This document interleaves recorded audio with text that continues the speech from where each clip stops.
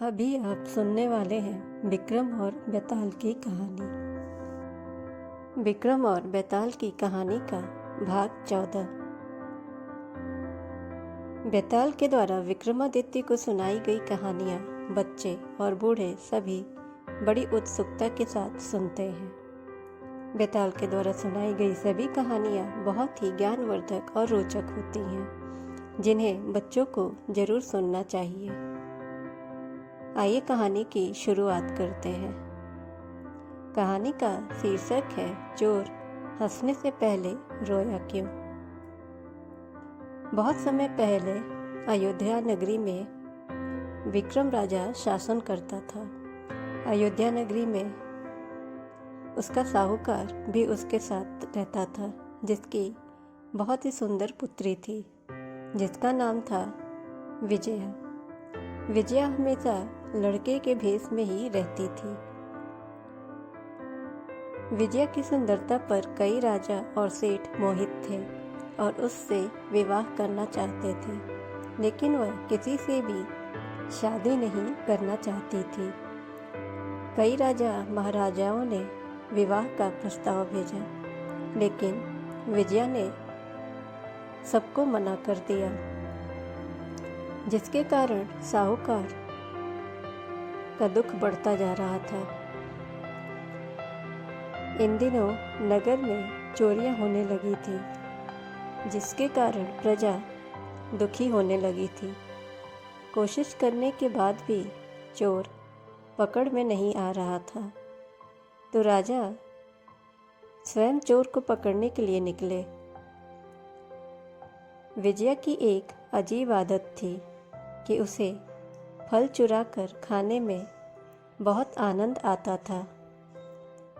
इसी आदत से विजया रात के समय पेड़ से एक फल तोड़ने की कोशिश कर रही थी और उसी समय चोर वहाँ से गुजर रहा था।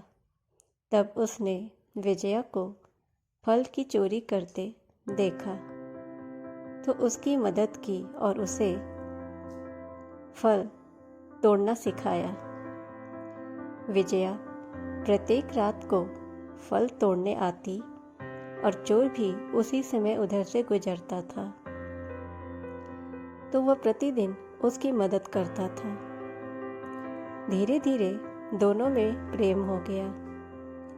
कई दिनों के बाद भी जब राजा को चोर पकड़ में नहीं आया, तो उसने चोर को पकड़ने के लिए एक युक्ति सूझी। जैसे लोहे को लोहा काटता है, वैसे ही राजा ने सोचा कि युक्ति का प्रयोग किया जाए। एक दिन रात के समय राजा धन की पोटली लेकर चोर के भेष में घूम रहा था, तो परकोटे के पास एक आदमी दिखाई दिया। राजा चुपचाप उसके पीछे चल दिया। दोनों कुछ दूर जाने के बाद एक घर के पास पहुंचे। चोर पीछे की तरफ से घर में घुसा और राजा सामने वाली दरवाजे से। जब दोनों घर के अंदर पहुंचे, तो दोनों की मुलाकात हुई। चोर ने राजा से पूछा, तुम कौन हो और यहाँ क्या कर रहे हो? राजा ने कहा, मैं चोर हूँ, लेकिन तुम कौन हो? चोर ने राजा की पोटली की तरफ देखा और कहा, अच्छा, तब तो तुम मेरे साथी ही हो। सुबह होने को है, चलो आओ मेरे घर चलो। दोनों चोर के घर पहुँचे। चोर राजा को बैठाकर कुछ काम करने के लिए चला गया।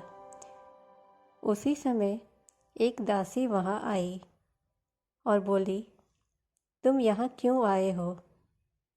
चोर तुम्हें मार डालेगा। तुम यहाँ से जल्द भाग जाओ। और राजा ने ऐसा ही किया और फौज लाकर चोर के घर के चारों तरफ से घेरने को आदेश दे दिया। जब चोर ने देखा तो राजा से लड़ने के लिए तैयार हो गया। दोनों में खूब लड़ाई हुई और आखिर में चोर हार गया। राजा चोर को पकड़कर राजधानी लाया और सूली पर लटकाने का आदेश दे दिया। संयोग से विजया ने उसे देखा तो पिता से बोली, मैं इसके साथ ही शादी करूंगी, नहीं तो मैं मर जाऊंगी। सेठ के पास कोई उपाय नहीं था, क्योंकि विजया को पहली बार कोई लड़का पसंद आया था। साहूकार राजा के पास जाता है और चोर को आज़ाद करने के लिए जुर्माना भरने को तैयार हो जाता है, लेकिन राजा उसकी बात नहीं मानता और चोर को सूली पर लटकने का आदेश दे दिए। सूली पर लटकने से पहले चोर बहुत रोया और फिर खूब हंसा। चोर के सूली पर लटकने के बाद विजया वहां पहुंची और चोर के सिर को लेकर विजया चिता में बैठकर सती हो गई। उसी समय देवी ने आकाशवाणी की, मैं तेरी पति भक्ति से बहुत प्रसन्न हूँ, जो चाहे वो मांग ले। विजया ने कहा, मेरे पिता को कोई पुत्र नहीं है, उन्हें पुत्र की प्राप्ति हो। देवी बोली, यही होगा, और कुछ मांगो। तब विजया बोली, मेरे पति जीवित हो जाए। देवी ने उसे जीवित कर दिया और दोनों का विवाह हो गया। जब राजा को मालूम हुआ तो राजा ने चोर को अपने दरबार में रख लिया। इतनी कहानी सुनकर बैताल राजा से पूछा, हे राजन, बताओ, सूली पर लटकने से पहले चोर जोर जोर से क्यों रोया और फिर क्यों हंसते हंसते मर गया। तब राजा विक्रमादित्य बोले, सुनो बैताल, चोर इसलिए रोया क्योंकि चोर ने चुराए हुए धन का कोई उपयोग नहीं किया और वह जिस शरीर के लिए चोरी कर रहा था अब उसको छोड़ देगा। और वह हंसा इसलिए कि विजया बड़े बड़े राजाओं और धनवान पर मोहित न होकर उन्हें छोड़कर एक चोर पर मोहित हो गई और उसके लिए मरने को तैयार हो गई। स्त्री के मन को कोई नहीं समझ सकता।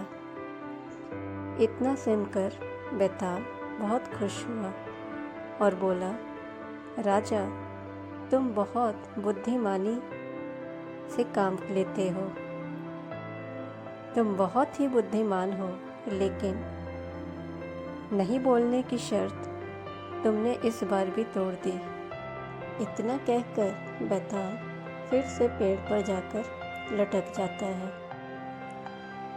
विक्रम और बैताल की कहानी का 14वां भाग अभी आप सुन रहे थे।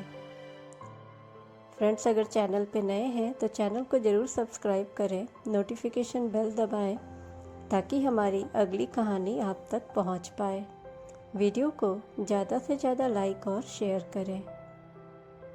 कमेंट सेक्शन में हमें ज़रूर बताएं कि आपको विक्रम बैताल की कहानी कैसी लगी।